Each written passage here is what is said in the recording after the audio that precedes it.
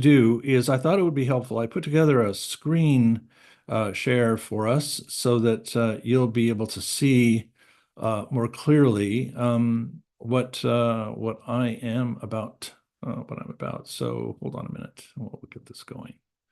All right. So you should all be able to see my screen pretty easily. Is that right? Okay. Yes, yes. Everything good? Okay. So Yes. I think that hold on a sec. There we go. All right. So the thing is, the two subjects that I think I would like us to just examine together is dispensationalism and Christian Zionism. And IBG told me that these two terms should be familiar to you on the scene there in India. Both of these movements, dispensationalism and Christian Zionism, are global. They're very much global, and they are, yeah, they're all over the world. I see it especially in Africa. I see it strongly in the United States, and you'll have to tell me if this is something that you see in Zionism as well. Um, First of all, let me just talk about what dispensationalism is. It's a theological system which came out of the turn of the century, about 1900 to 1920.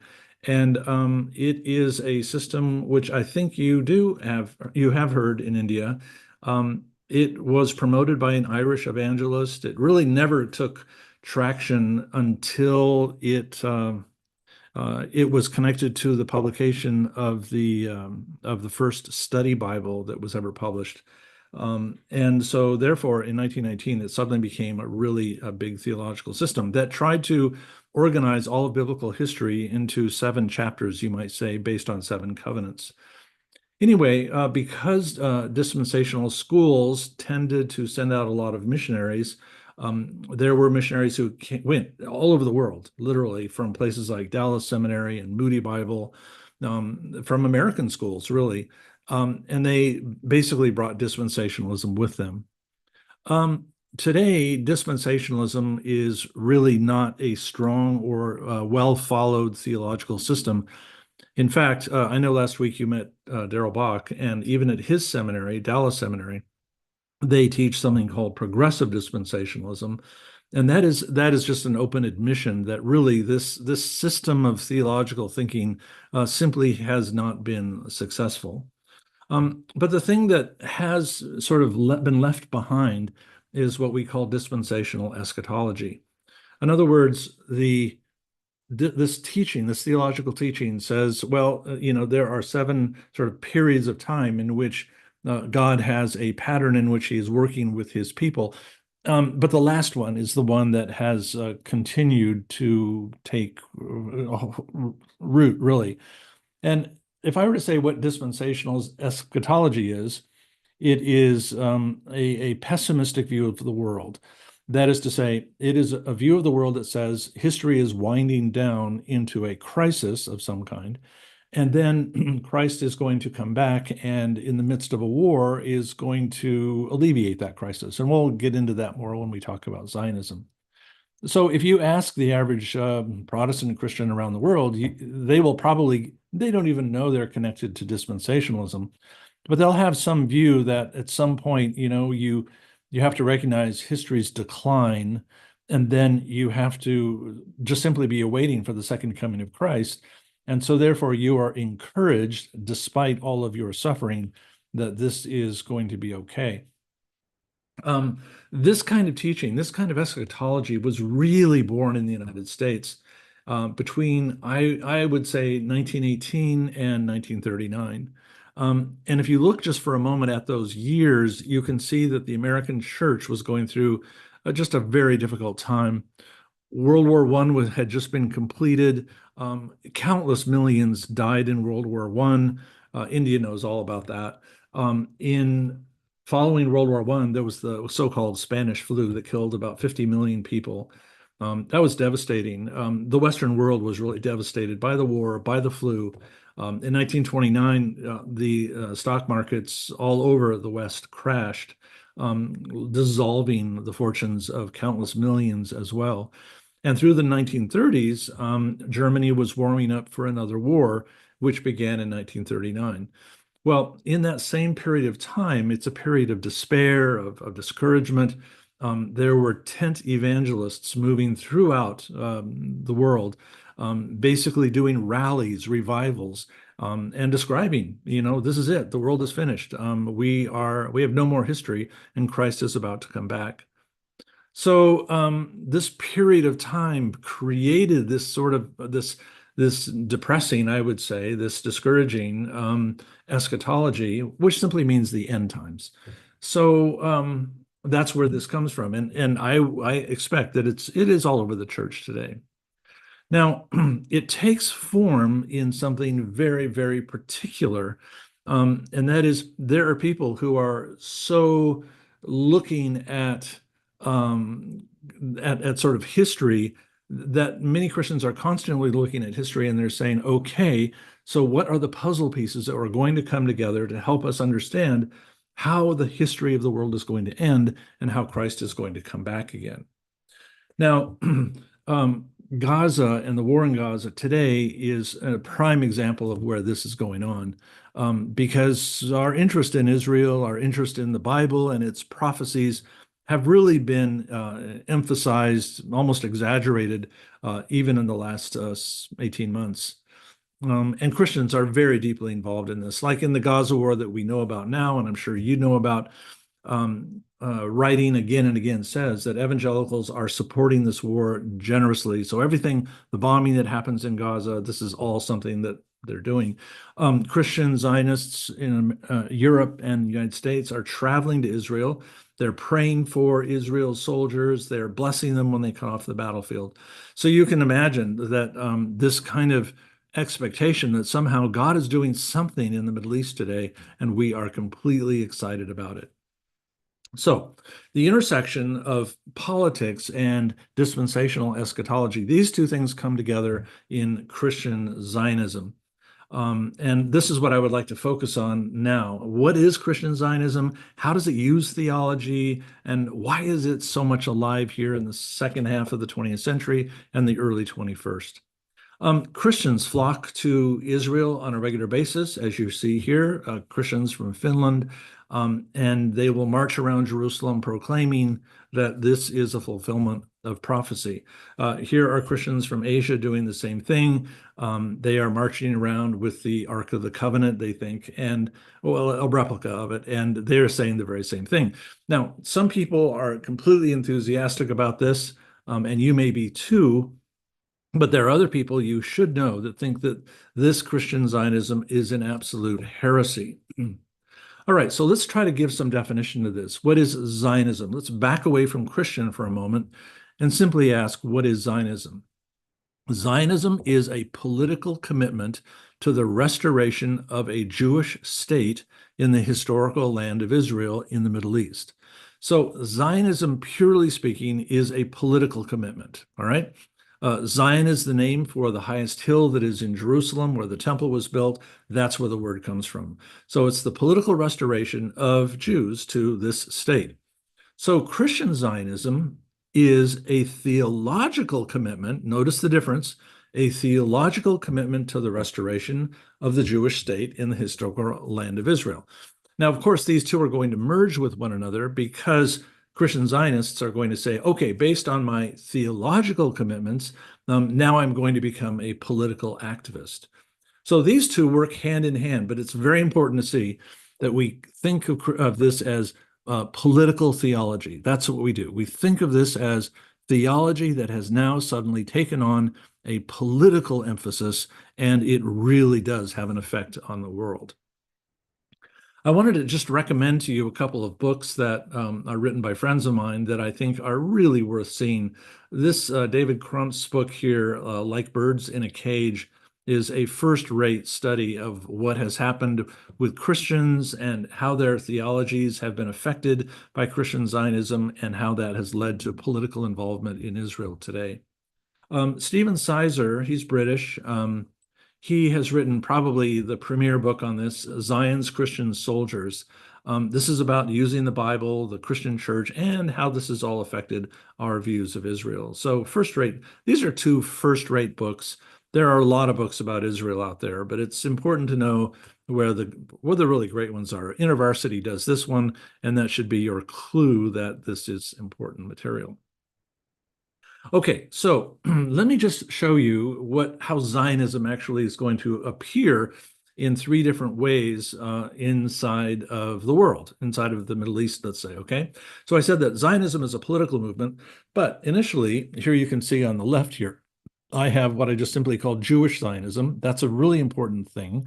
It is secular, believe it or not. You can have this secular Jewish Zionism in which this movement to restore the Jewish people in Israel is simply about the preservation of culture. That's what it is. And it's a response really to anti-Semitism around the world. There are also Jews who do this because they are religious and they think what they are doing is restoring a religious privilege inside of the world. So Jewish Zionism is extremely common, really common, and you should just be aware of that. There are people inside of Judaism, both conservative and progressive, who disagree with all of it, just so you know. There are Jews who are liberal, who say that this project in Israel is so ethnic and it is so discriminatory, it is simply wrong. There are even conservative Jews who don't believe that Israel should be a state because they're waiting for the Messiah to come back. It's really amazing. I think every view under the sun is in Israel. There is also what I guess I would call Messianic Judaism, and that is there are Israelis who believe that the establishment of the state of Israel is almost messianic, meaning this is the fulfillment, the culmination of everything that Israel has ever meant to be. It's the restoration of our fullest identity. And so, therefore, you have this exclusive ethnic emphasis on the creating of the state of Israel. For some conservatives, they say, well, that also means you have to be faithful to Judaism. So it becomes interesting. It's like being in a Muslim state where some Muslims might say, do we want to build a nation like they're going to have to build in Syria quite soon? But then you'll have conservative Muslims who will say that must be tied to a practice of Judaism, the Jewish faith. So these two sometimes can be in tension with religious people who are conservative and people who are simply nationalists. But these all fall under Zionism. It is all an attempt with various programs to rebuild the state of Israel.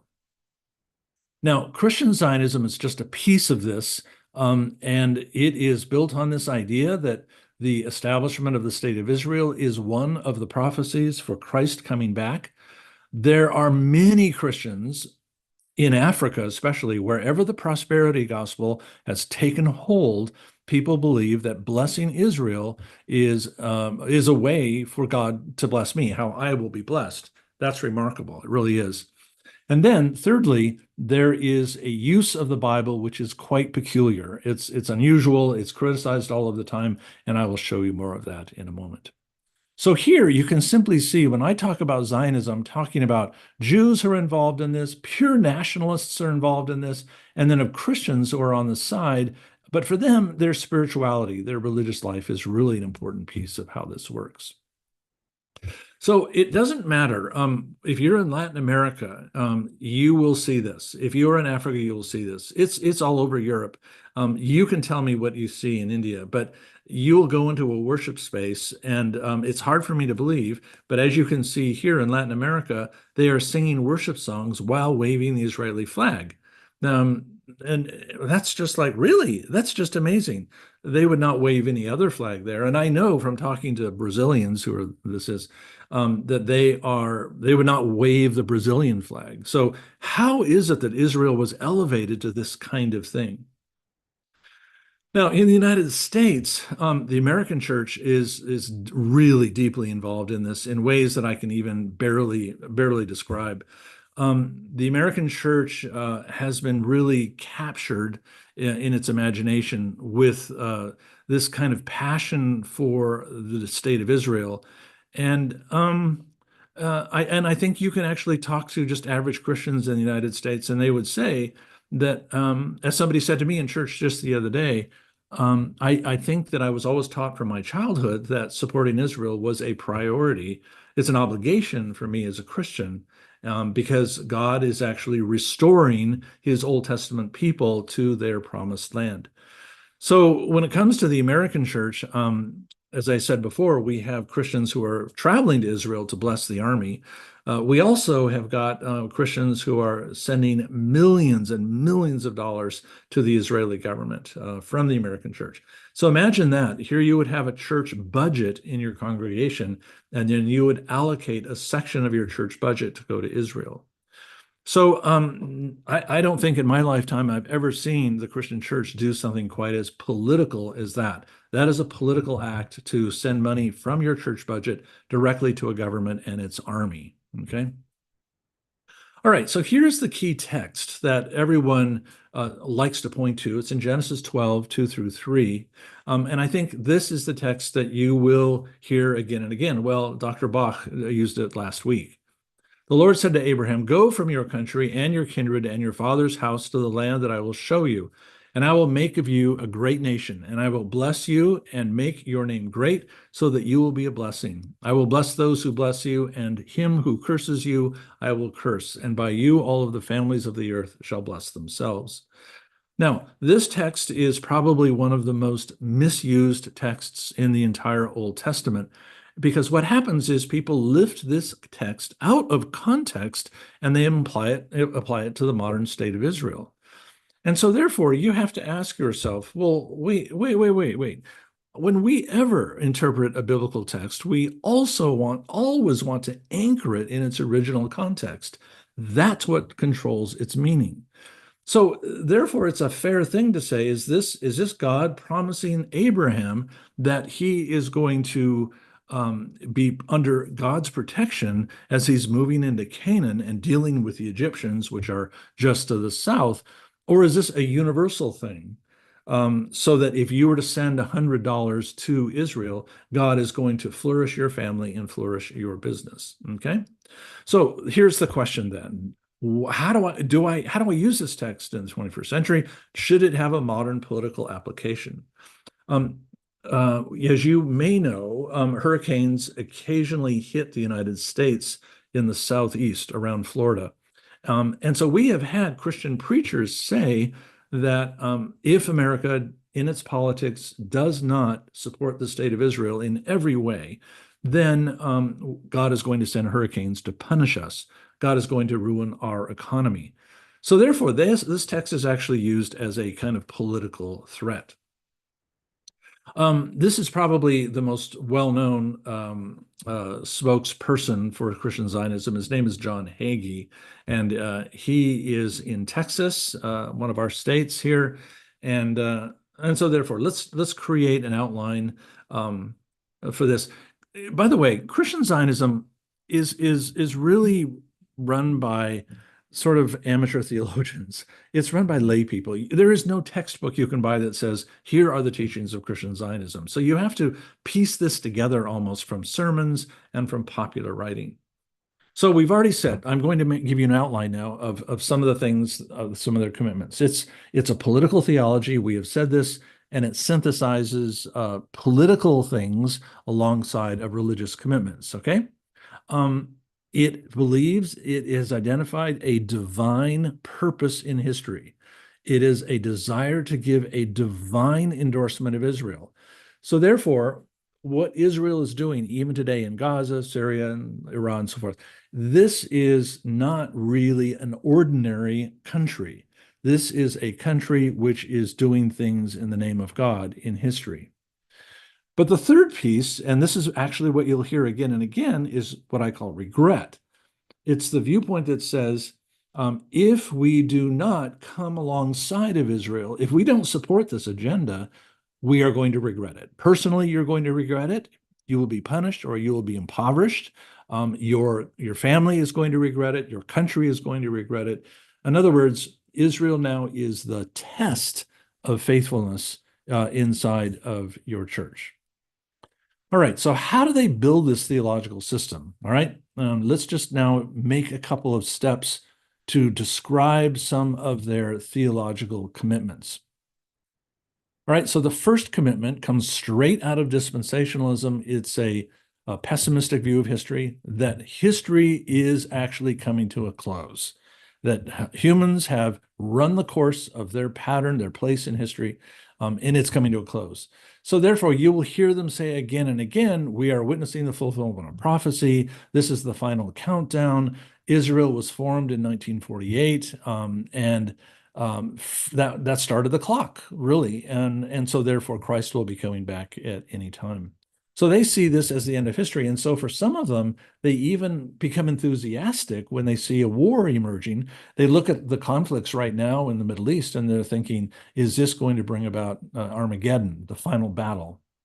This, by the way, is a photograph of young people who they're Jewish. These are all Jewish people from the United States, and they have their way paid to go to Israel, and they are taught that to be a good Jew, you need to be in love with Israel. So this is that nationalism we talked about.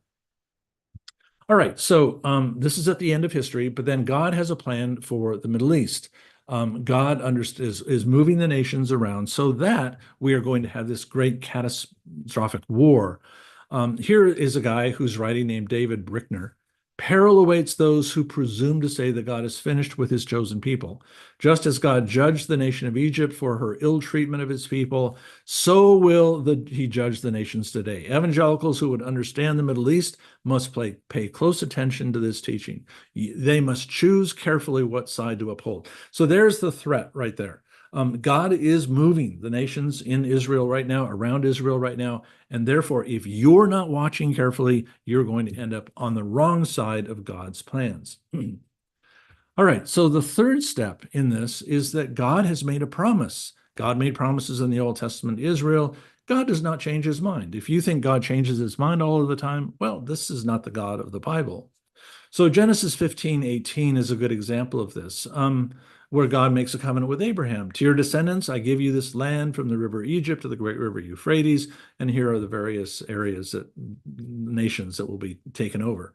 So therefore, they look at promises like this and they say this is an eternal promise. This is not a temporary promise or a temporal promise.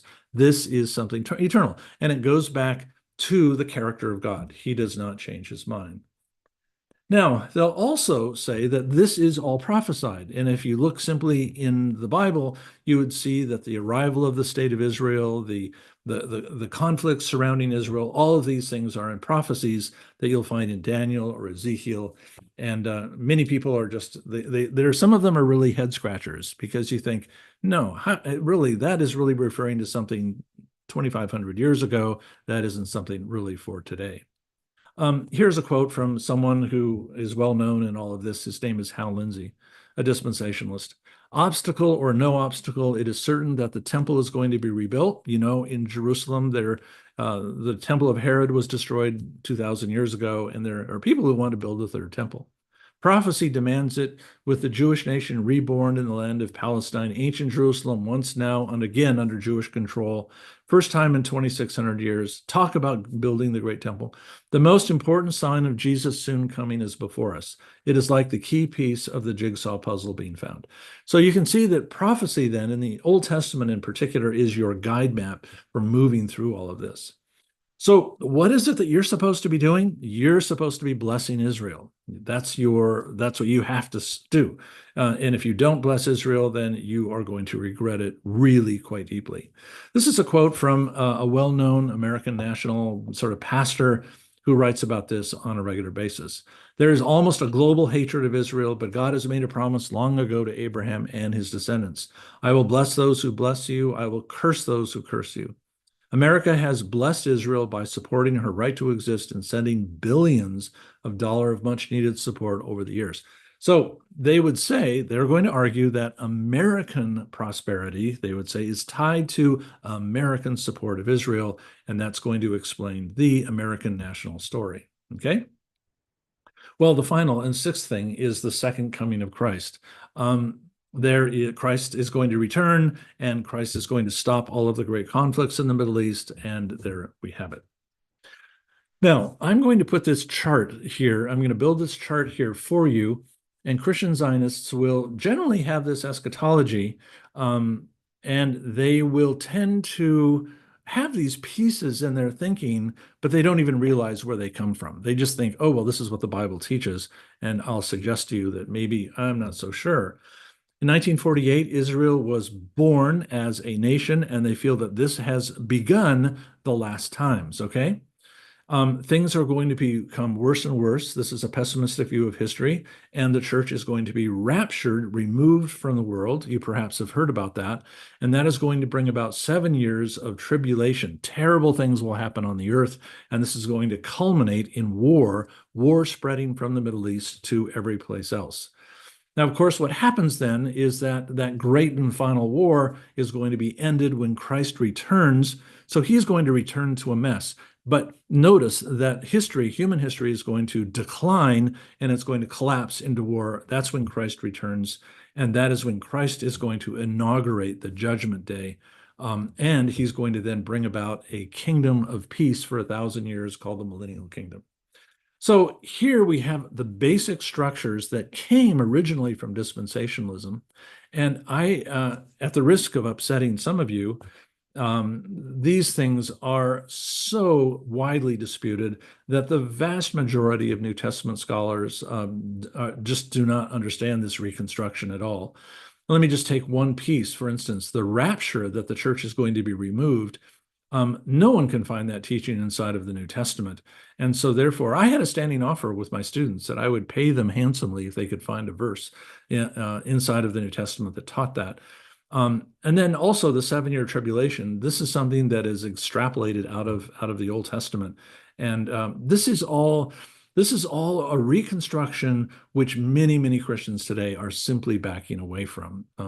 It really is escapist. That's what it is. In other words, the world is going to fall apart. I'm not going to live with the world, witness to Christ through these terrible things that we are going to get out of here. It will happen. We'll escape. We'll escape. Okay? All right, so I am not a Christian Zionist. So you probably figure that out right now. But anyway, I have some concerns, and let me just list for you some of my concerns. Here's one of my favorite pictures. She on the left is Jewish, and so they walk around together all the time in Texas. Israel would pay me to move to his land because I'm Jewish. Anyway, and then this guy who's Palestinian, he says, I'm from Palestine. I cannot return to my land because I'm not Jewish. So they walk around all the time, and it's a very provocative thing. Okay, so as a believer, how do I look at this? How do I analyze this? All right, well, here's the first thing. All of these promises that we have in the Old Testament for Israel and for the Jews, these are always predicated, always presuppose faithfulness to the covenant. If you're not faithful to the covenant, the land is actually going to remove you. This is what Leviticus says clearly. The land will spit you out. So therefore, promises are tied to covenant. Fidelity, faithfulness to the covenant is required. It's a prerequisite. And if you're not faithful to the covenant, then how do you expect to continue with these promises? So therefore, somebody says to me, okay, well, so here, when it comes to the modern state of Israel, you may not know this, but you should. This is a secular state from the beginning to the end. The vast majority of people who live in Israel, the Jews, don't practice their Jewish faith at all.